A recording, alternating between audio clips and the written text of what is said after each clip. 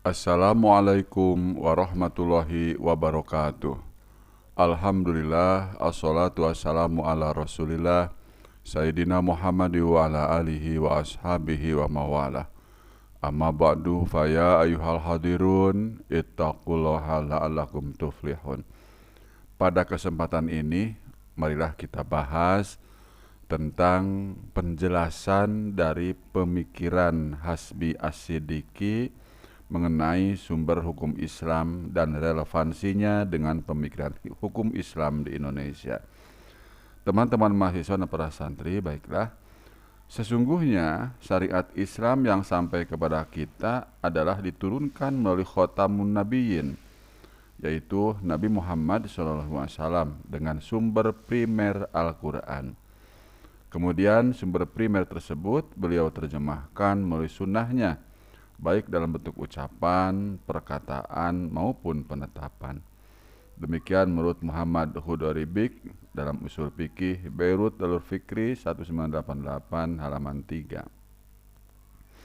Karena itulah, otoritas legislatif atau pembuat undang-undang pada periode Rasul berada pada tangan Rasulullah SAW sendiri, dan tak seorang pun selain beliau diperbolehkan berijtihad sendiri untuk menentukan hukum suatu permasalahan, baik untuk dirinya sendiri ataupun untuk orang lain.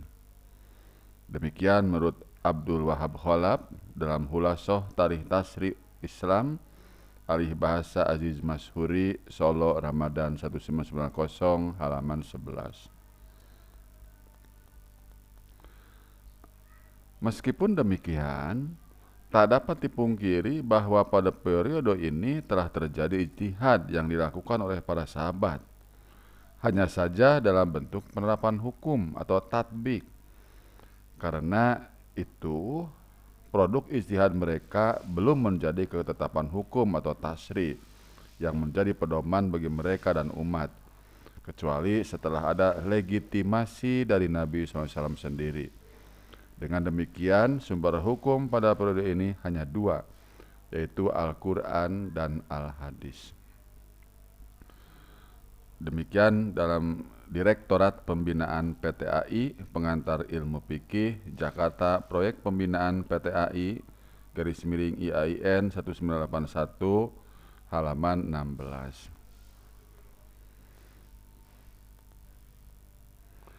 Kemudian teman-teman, setelah Rasulullah wafat, maka berakhirlah masa pewahyuan, maka estafet otoritas beralih ke tangan sahabat.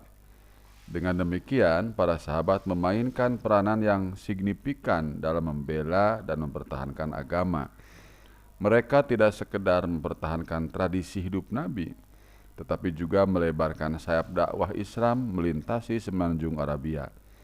Ini untuk pertama kalinya fikih berhadapan dengan permasalahan baru yang meliputi penyelesaian atas masalah moralitas, etika, kultural, dan kemanusiaan dalam suatu masyarakat yang pluralistik. Demikian menurut Mun'in A'siri, Sejarah Fikih Islam, Surabaya, Risalah Gusti 1995, halaman 33.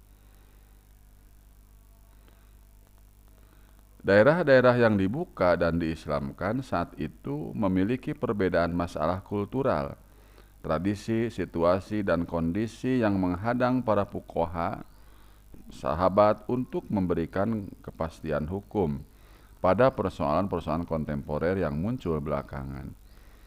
Para sahabat dengan kapasitas pemahaman yang komprehensif terhadap Islam, karena lamanya berkomunikasi dengan Nabi dan menyaksikan sendiri proses turunnya syariat, merespon setiap persoalan yang muncul dengan merujuk kepada Al-Quran dan Sunnah Nabi.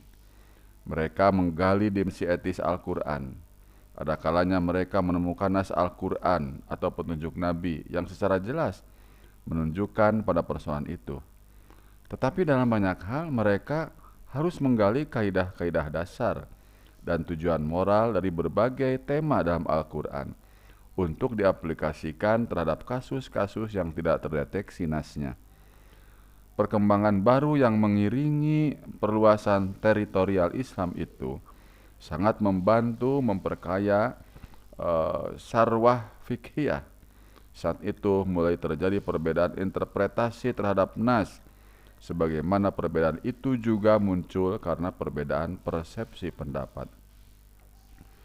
Adalah Umar bin Khattab, khalifah kedua, dalam berbagai kasus telah menunjukkan kepiawaian ijtihadiyah yang sangat tajam.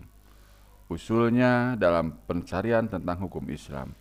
Di antara praktek ijtihadiyah Umar yang menimbulkan sikap kontroversial adalah seperti dalam kasus penyelesaian tanah hasil rampasan perang, tidak memotong tangan pencuri yang mencuri di musim pacaklik atau krisis, dan menggugurkan pembagian zakat pada al-mu'allafah qulubuhum. Demikian uraian lebih lanjut bisa kita lihat ahli Hasabillah dalam usul At-Tasri al-Islam Mesir Dalur Ma'arif 1976 halaman 93 sampai 96. Kemudian teman-teman, logika penalaran hukum yang telah diekspresikan oleh Umar dengan baik ini terus menghiasi wacana ijtihad hukum Islam. Dan tidak jarang para teoritisi hukum Islam kontemporer menjadikannya sebagai frame of reference dalam paradigma pemikiran hukum Islam dan upaya penyelesaiannya. Demikian menurut Amir Nuruddin, Ijtihad Umar bin Khattab, Studi tentang Perubahan Hukum dalam Islam, Jakarta, Raja Wali Press 1986 halaman 15 Romawi. Demikian juga menurut Ahmad Amin, sikap Umar tersebut mengindikasikan bahwa ia tidak hanya sekedar menggunakan rasio dalam menetapkan hukum bagi peristiwa yang tidak terdeteksi status hukumnya dalam nas, akan tetapi lebih jauh dari ia berusaha menemukan maslahah dan hikmah yang menjadi tujuan pensyariatannya. Demikian menurut Ahmad Amin dalam Fajrul Islam, Kairo, Maktabah An-Nahdiyah Al-Misriyah 1975 halaman 25. Walaupun ijtihad seperti itu telah diekspresikan oleh Umar merupakan metode penemuan hukum, tetapi tetap dalam koridor tuntutan atau tuntunan wahyu dan seperangkat kaidah atau metodologi. Metodologi inilah yang kemudian dikenal dengan istilah usul fikih. Meskipun usul fikih sebagai suatu disiplin ilmu baru terkodifikasi secara sistematis pada abad kedua. Jadi buku usul fikih ini baru terkodifikasi secara sistematis pada abad kedua. Tetapi dalam prakteknya ia telah tumbuh dan berkembang seiring dengan lahirnya hukum Islam sebagai produk ijtihad. Demikian menurut Satria Effendi M. Zain dalam bukunya Metodologi Hukum Islam dalam Amrullah dan kawan-kawan, Dimensi Hukum Islam dalam Sistem Hukum Nasional, Jakarta, Gema Insani Press 1990 halaman 120. Para fuqaha dari kalangan sahabat seperti Ibnu Mas'ud, Ali bin Abi Thalib, Umar dan lain-lain dikenal banyak melakukan ijtihad. Dan dapat dipastikan mereka melakukan berdasarkan kaidah yang mengikat. Jadi usul fikih tidaklah lahir begitu saja, tetapi melalui dialektika panjang dengan berbagai latar belakang konteks yang meliputi masyarakat muslim. Langkah-langkah para sahabat yang diikuti oleh para tabi'in dan mencapai puncaknya pada masa imam mujtahid seperti Abu Hanifah, Malik, Asy-Syafi'i, Ahmad bin Hambal, dan lain-lain. Kalau kita menggunakan analisis sejarah, maka pada penghujung abad kedua Masehi, Imam Asy-Syafi'i berhasil mengkodifikasi usul fikih secara sistematis melalui karya monumental Ar-Risalah. Demikian menurut Abdul Wahab Holab, Ilmu Usul Fikih, Kuwait Darul Qalam 1978 halaman 9. Kemudian teman-teman, karena itulah ia dianggap sebagai Orang pertama yang menulis dasar-dasar secara sistematis dalam khazanah hukum Islam. Dengan kata lain, ia adalah bapak jurisprudensi. Demikian semula telah menjadi pandangan umum bahwa Asy-Syafi'i dipandang sebagai pendiri usul fikih. Menurut N. Coulson, hukum Islam dalam perspektif sejarah, alih bahasa P3M Jakarta, P3M 1978, halaman 631. Juga dalam M. Abu Zahroh, Usul Fikih Beirut Darul Fikri Al-Arabi 1958, halaman 14. Namun demikian, Wael B. Halak adalah sarjana pertama yang meneliti secara serius masalah tersebut dan akhirnya sampai pada kesimpulan bahwa klaim Syafi'i adalah pendiri usul fikih tidaklah didukung oleh data sejarah. Silahkan teman-teman baca. Wael B. Halak was Syafi'i the master architect of Islamic jurisprudence, International Journal of Middle East Studies 25/1993, halaman 587 sampai 605. Juga dalam A History of Islamic Legal Theories, An Introduction to Sunni Usul Fikih, Cambridge University Press 1997, halaman 39 sampai 46. Kemudian teman-teman, dari risalah ini para ulama mensyarahkan sebagai referensi utama untuk menyusun karya-karyanya yang menjadi sebuah disiplin ilmu yang berdiri sendiri dan menjadi salah satu syarat bagi seorang mujtahid untuk menguasainya. Dalam perkembangan selanjutnya, jejak Imam Syafi'i terus diikuti oleh para teoritisi hukum Islam, sehingga melahirkan berbagai aliran atau madhab dalam diskursus usul fikih. Masing-masing aliran menempuh metode yang bervariasi dalam menggenerasikan teori usul fikih terhadap para penerusnya, dan pemikiran mereka terus mempengaruhi pendukungnya serta ulama pasca mereka. Dalam konteks Indonesia, pada awal abad ke-10 ini, menurut Nauruzaman Siddiqi atau T.M. Hasbi As-Siddiqi dalam Damami dan kawan-kawan, atau 5 tokoh pengembangan IAIN Sunan Kalijaga Yogyakarta, Pusat Penelitian IAIN Sunan Kalijaga 1998, halaman 113. Lahirlah seorang tokoh dalam perjalanan hidupnya dikenal sangat produktif yang mencoba mengembangkan fikih Indonesia yang didasarkan pada pengembangan beberapa teori dari aliran-aliran yang berkembang dalam diskursus wacana usul fikih. Beliau adalah T.M. Hasbi As-Siddiqi yang selanjutnya disebut Hasbi. Pemikiran tentang hukum yang dibangun dari sumber-sumber yang telah ada sangatlah relevan dengan kondisi sosial Indonesia. Andi Sarjan mengatakan salah satu faktor yang menunjang pembaharuan pemikiran Hasbi adalah sikap keterbukaannya menerima metodologi hukum Islam dari semua aliran madhab. Hal ini disebabkan oleh sikapnya yang tidak terikat kepada salah satu aliran. Ini menurut Andi Sarjan dalam bukunya Pembaharuan Pemikiran Fikih Hasbi, disertasi doktor dan tidak diterbitkan, Jakarta, IAIN Syarif Hidayatullah 1995, halaman 4. Kemudian teman-teman, pernyataan ini berdasar dari pengakuan Hasbi sendiri. Kita harus mempelajari fikih tingkat tinggi secara muqaranah atau perbandingan, jangan terbatas dalam madhab tertentu, kata beliau.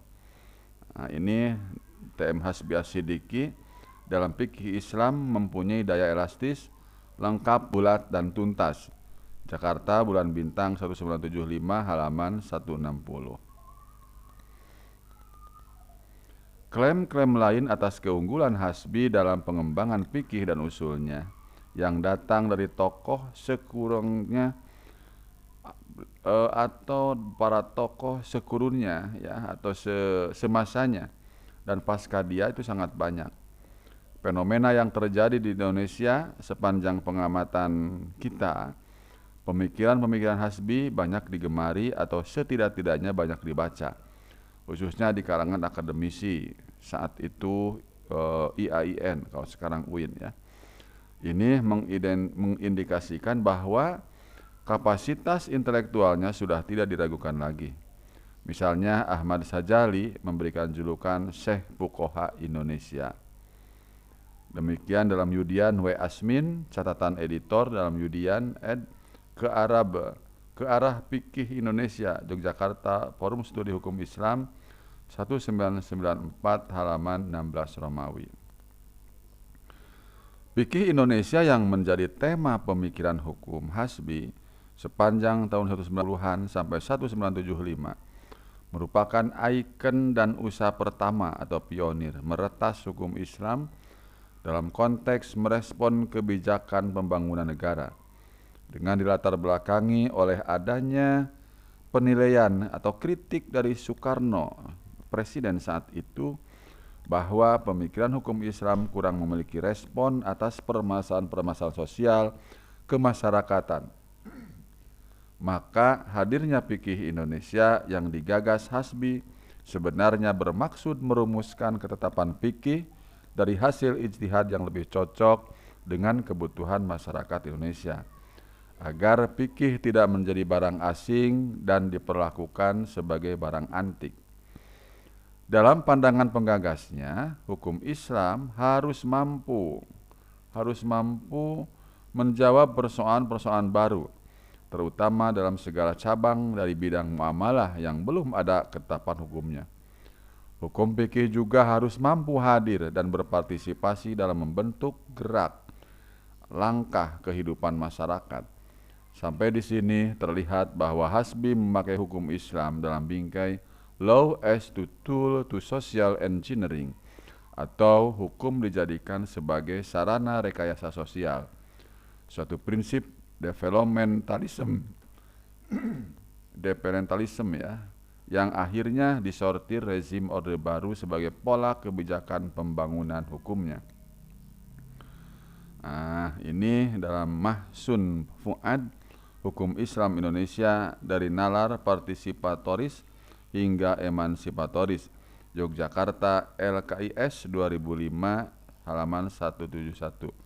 Boleh dilihat juga dalam M. atau Mutor, Islam and Islamic Law in Indonesia, Jakarta, Litbang Depag RI 2003 halaman 184-186, khusus pembahasan tentang pengaruh Hasbi As-Siddiqi. Demikian teman-teman, penjelasan kita pada kesempatan ini tentang pemikiran Hasbi As-Siddiqi. Semoga bermanfaat. Wassalamualaikum warahmatullahi wabarakatuh.